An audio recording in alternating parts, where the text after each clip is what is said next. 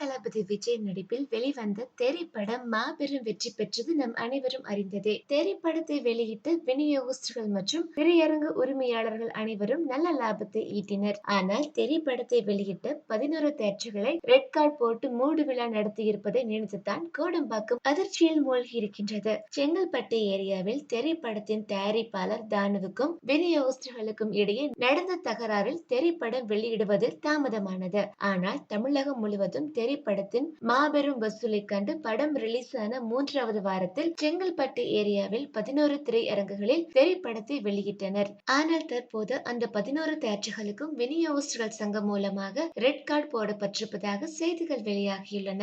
மிகப்பெரிய நடிகரான இளைய தளபதி விஜய் நடித்த திரைப்படத்தை வெளியிட்டதற்கே தியேட்டர் மூடும் நிலைமைக்கு வந்திருப்பதை நினைத்து கோபத்தில் உள்ளனர் தியேட்டர் உரிமையாளர்கள். தயாரிப்பாளர் தானுவுக்கும் விநியோகஸ்தர்களுக்கும் நடக்கும் ஈகோ பிரச்சனையில் சிறிய தியேட்டர் உரிமையாளர்கள் பலிகடா ஆக்கப்பட்டுள்ளது கோடம்பாக்கம் வட்டாரத்தில் பரபரப்பாக பேசப்படுகின்றது. மேலும் சினிமா செய்திகளை உடனுக்குடன் தெரிந்து கொள்ள கீழே உள்ள சப்ஸ்கிரைப் பட்டனை அழுத்தவும்.